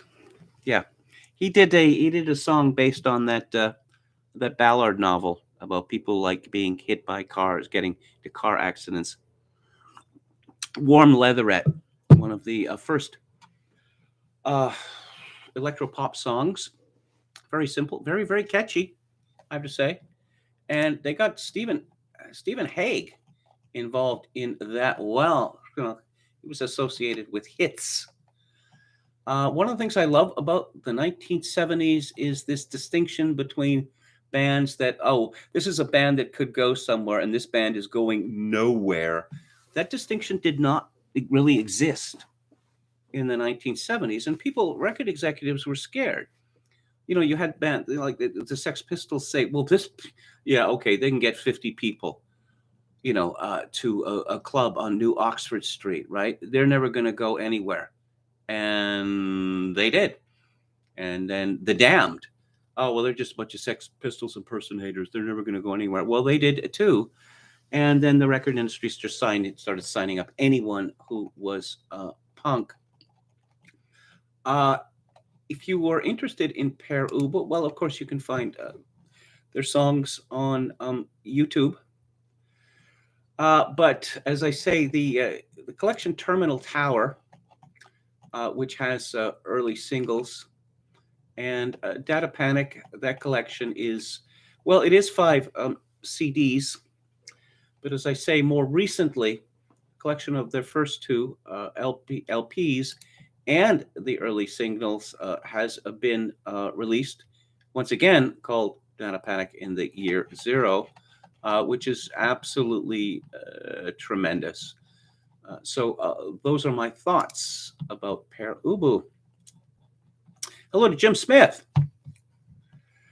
KMG, what did you think when Richard Spencer pronounced Depeche Mode to be the unofficial band of the alt-right? I don't know what that means. I was a Depeche Mode fan from the beginning, right at the very beginning, when Vince Clarke was in the band. And the alt-right needs, a band, really? I mean, I've joked that Tio Pepe should be the alcoholic beverage of the alt-right when there wasn't alt-right. But, it literally means Uncle Pepe. I mean, you can't resist that, can you? And, of course, Depeche Mode denounced him. That always annoys me. I wish one day some singer or band would say, look, we don't pick our fans, It's that simple. Hey, they pick us. We're not picking them. Okay? They could also add, well, the joke's on him because he gives us their money and, we're not supporters, right? But no. We're just outraged at the thought that someone that we disagree with likes our music. Now, I'm not a fan of Richard Spencer, as you know. But again, Jokin666 says, I loved Stiv and Cheetah's flat Midwest accents. It was a real trip compared to the usual New York. Danny McDougall says, are you familiar with Vancouver punk bands like the Modernettes? Yes, I was quite friendly with the guitarist and singer with the Modernettes, Buck Cherry. The Dish Rags, I knew all of those girls quite well. Yeah, I was at the first with the Japanese Hall in Vancouver, the first punk show in Vancouver in 1977. So, Ogan's Iron says, I want to ask KMG if you ever heard of one of the most influential black metal bands ever who happened to be from Victoria, Blasphemy, a.k.a. Ross Bay Cult. No, I know what Ross Bay is. It's a cemetery in the ocean there. I hope they're not having a cult rituals out there. I bought a copy of Dub Housing by Peru, says Jim Smith. I listened to it twice, and then about 20 years later sold it to a used record store. Quachalango says the flats in Cleveland were pretty fun in the day, kind of Hamburg feel to it. Remember that Iggy song where he's crooning that he wants a Nazi girlfriend? Iggy. Yes. Always looking out to, always looking for a rise, you know. I remember Ron Ashton, the guitarist in the Stooges, and later the bass player for Iggy and the Stooges, and he was not happy about that at all. James Williamson had pushed him out of the band, and then later Stooges got back together again, and Ron Ashton was back, and then he died. But he had this phrase that he used with regard to the band and the way they lived and carried on, and I love that phrase. He used to say, "Such degradation." My Trail of Disgrace says, I saw Rockets from the Tomb on the reunion tour. Amazing show. The compilation of early demos and this live stuff that came out around that time is great, despite the quality of the recordings. Currently on administrative leave due to false allegations from students. Will know if I'm still have a job tomorrow at 1 p.m. Well, I'll pray for you, Professor Paul. I'm very sorry to hear that. Junkies get exhausted, said Ogan's Iron. Yes. Iggy Pop, I really liked, Raw Power, okay? And I liked the record that he made with James Williamson, and I liked some of the bootlegs. The Stooges stuff is so obviously made up in the studio, but, and I loved his comeback, with RCA, The Idiot. And, of course, the second album with the smiling Iggy on the cover, when it went gold in Canada eventually, and it's got that song that the cruise company took up, Lust for Life, is the name of the record, LP as well. Here's a song about such degradation, and we're going to use it to sell cruises, right? And then I saw Iggy and the Stooges play live. There's not very many people that can say that. It was a small theater on Pender Street in Vancouver. That iteration of the band played something like 20, 25 gigs in their entire history. Well, I saw them, and Iggy did the thing where he walked on the hands of the audiences, upraised hands of the audiences. But then I saw him later, and he do this thing like get his Johnson out, right? I do not want to see that, okay? Keep it to yourself. I was rather surprised he wasn't arrested, but, I suppose you can do anything on stage right now. Anyway, that's it for today. I'm going to be back tomorrow, 4 p.m. Pacific, 7 p.m. Eastern. And tomorrow's Theater Thursday, I'm going to be talking about a great movie from England in 1960. You could call it an anti-union movie. That's a little broad. It's called The Angry Silence and stars Richard Attenborough. Again, thank you all for tuning in. I greatly appreciate it. Back on the air tomorrow, 4 p.m. Pacific. If you would like to make a donation to this live stream, always gratefully accepted. You can make that through my PayPal account, which is linked to kevin_grace@hotmail.com. If you're in Canada, donations to the live stream may be made directly via interac@kevingrace@shaw.ca. And I leave you with this. In these days of social atomization and civilizational collapse, I do dearly wish that you, my dear viewers and listeners, manage to forge a genuine human connection in order to ease the burden. Good night.